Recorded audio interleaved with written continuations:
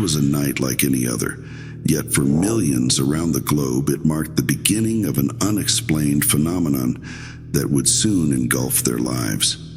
In the quiet of the night, as the world slipped into the arms of sleep, a collective nightmare began to unfold. In the depths of their slumber, people found themselves standing in a desolate landscape, a chilling echo of Earth, yet distorted and unnerving.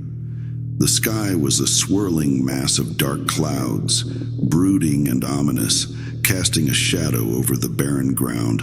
The air was thick with a sense of dread, and an eerie silence pervaded, broken only by distant, indistinct whispers.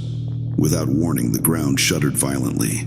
Spectral figures began to emerge from the earth, their forms twisted and grotesque, a horrifying parade of humanity's darkest deeds.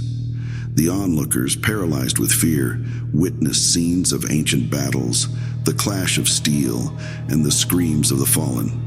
They saw the cruelty of empires, the suffering of the oppressed, and the relentless march of countless wars. The dream shifted, the landscape morphing into a series of ghastly tableaus. People saw the horrors of inquisitions, witch hunts, and public executions. They were transported to scenes of genocide, the air filled with the cries of the innocent. Each vision was more terrifying than the last, a relentless assault on the senses. Amidst these horrors, a pervasive feeling of guilt and helplessness washed over the dreamers.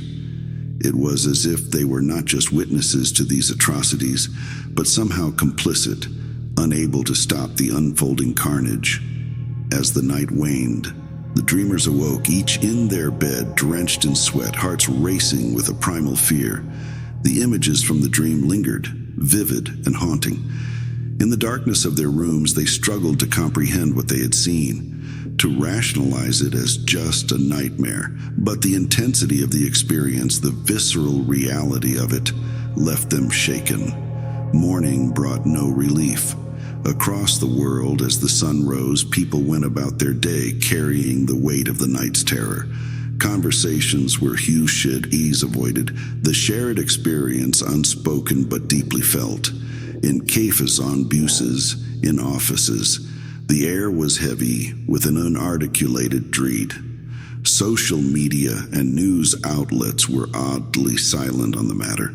There were no trending hashtags, no breaking news banners. It was as if the world collectively decided to bury the experience, a silent agreement to not acknowledge the horror. But silence has a way of amplifying fear. Rumors began to swirl in hushed tones. In private forums, anonymous posts hinted at the shared nature of the dream, yet fear of ridicule, of being labeled as disturbed or delusional, kept the conversations in the shadows. As the day drew to a close, with another night looming, a sense of apprehension gripped the world. People went to bed with a trepidation, a silent prayer that the dream would not return. But deep down, there was a gnawing certainty that the nightmare was far from over. The stage was set for the silence to break, for the world to confront the terror that lurked in the collective subconscious. But for now, the world slept, unaware of the chaos that was about to unfold. The second night brought no reprieve. Across continents, in every time zone, as the world succumbed to sleep, the nightmare returned with renewed intensity.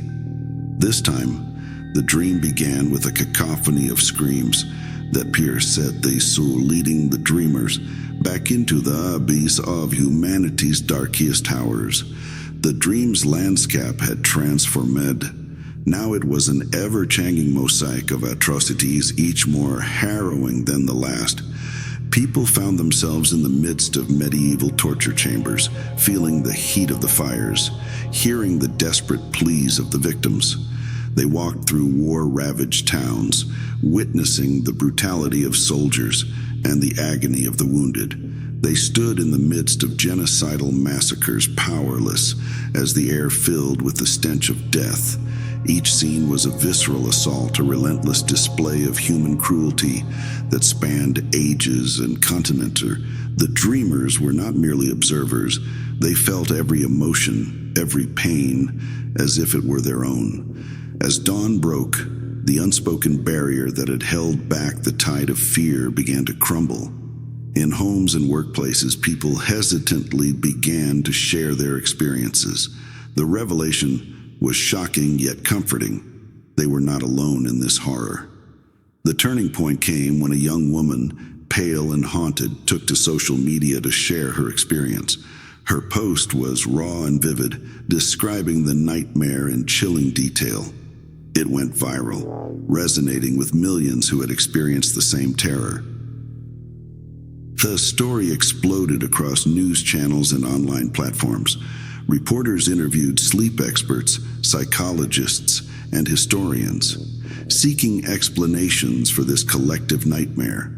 The airwaves were filled with theories and speculations, but no concrete answers. Governments around the world, under pressure from an anxious public, issued statements urging calm and promising investigations. Special task forces were set up to study the phenomenon, but their initial findings offered little insight. Emboldened by the growing coverage, more and more people began to share their experiences.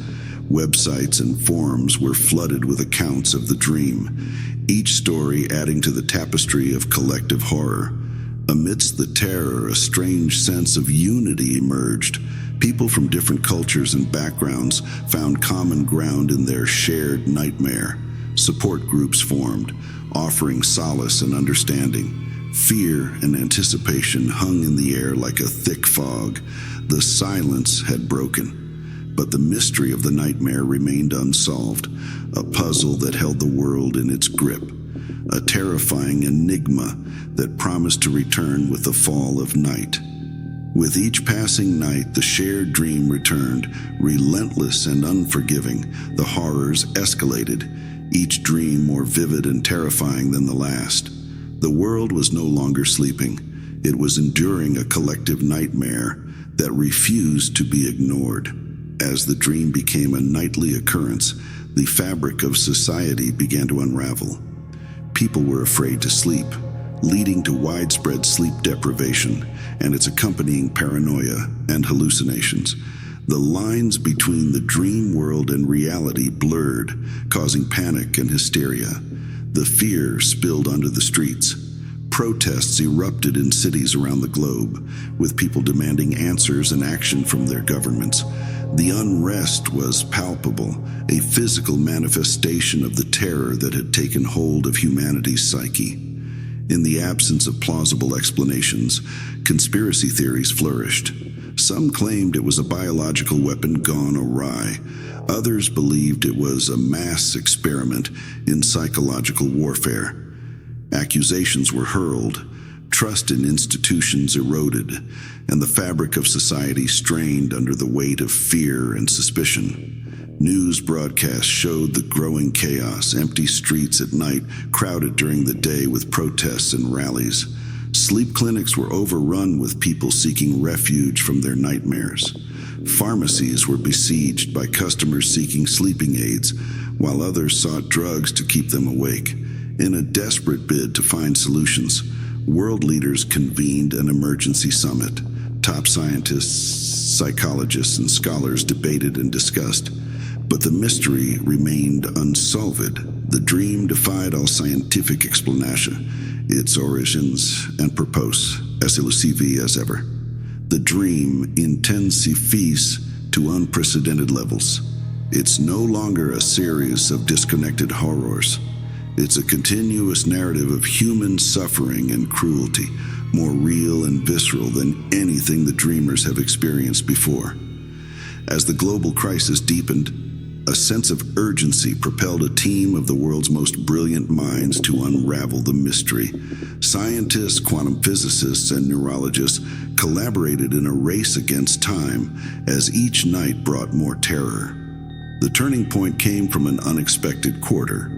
A group of quantum physicists working on a cutting-edge collider project noticed abnormal readings that coincided with the timing of the global nightmares.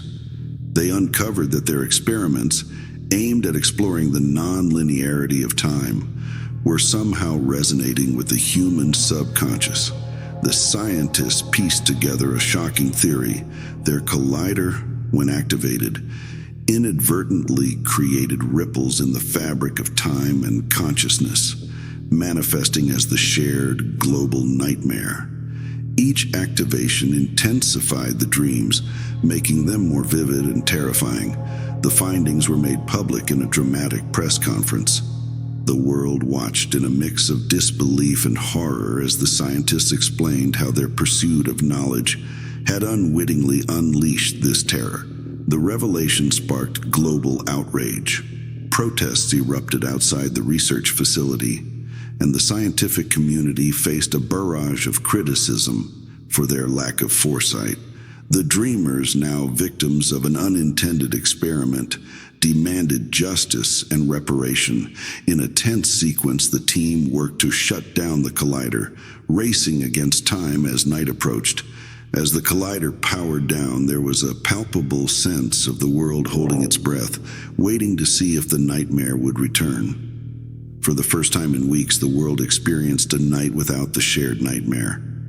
People woke up in disbelief, tentatively embracing the return to normalcy.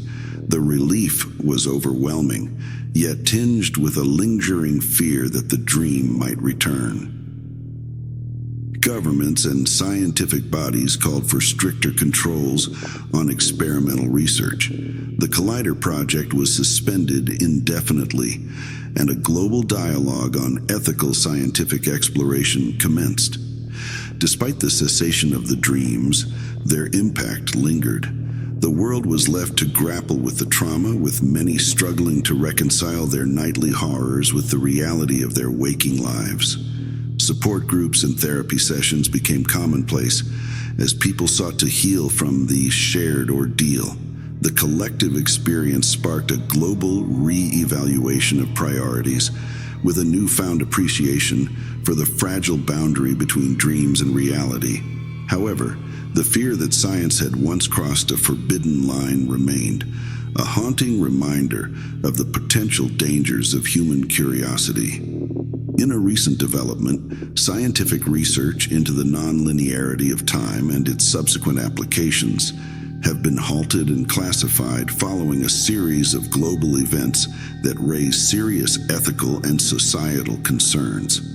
This decision comes in the wake of a newfound universal awareness among global populations about the direction of human evolutionary development.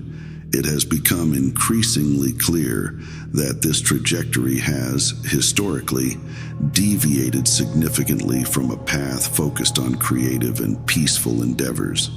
Experts suggest that the collective human experience, marred by centuries of conflict and horror, has left an indelible mark on our genetic memory. This legacy, deeply embedded in the human psyche, now faces intense scrutiny and calls for a fundamental reevaluation. There is a growing consensus that the horrors endured over thousands of years need to be consciously re-examined and expunged from the future direction of human evolution. The aim is to redirect our collective path towards one that emphasizes creative growth and positive development, steering clear of the darker aspects of our history.